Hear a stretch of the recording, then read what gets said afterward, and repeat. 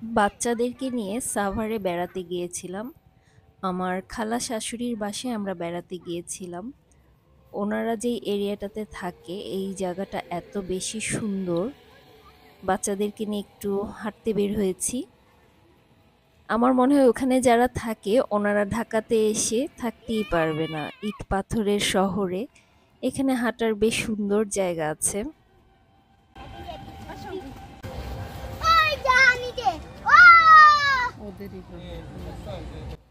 মামা এখানে গাছটাতে ওঠার চেষ্টা করছে। আসলে সাঁতার জানলে কোনো ভয়ই থাকে না। গাছটা একটু আম গাছ হলে ভালো হতো না মামা? তার মানে উঠছেন কষ্ট করে, কিছু পারারও নাই। আর নামবেন কিভাবে? দৌড়া পরে পুকুরে পড়লে পানি নাই, চলে যাবে একটু পানি, একটু পানি যখন পড়বা তখন কি আর একটু পানি ফাঁস হয়ে পড়বে।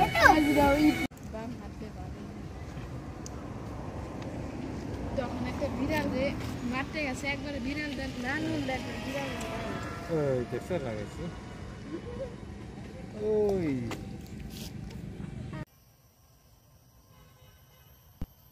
এখানে একটা পদ্ম পুকুর আছে।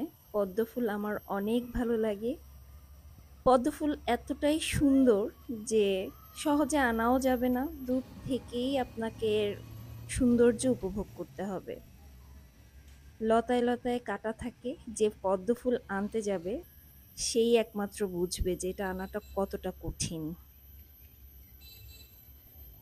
এই জন্যই হয়তো পুজোর কাজে পদ্ম ফুলগুলো ব্যবহার করে। অনেক দামেও বিক্রি হয় পদ্ম ফুল।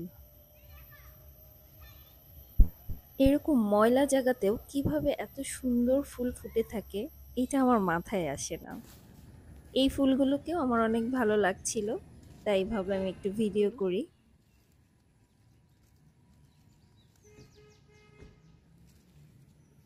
ঘোরা শেষ, আমাদের বাসায় চলে যাওয়ার পালা। সবাইকে অসংখ্য ধন্যবাদ। খুব ভালো থাকবেন।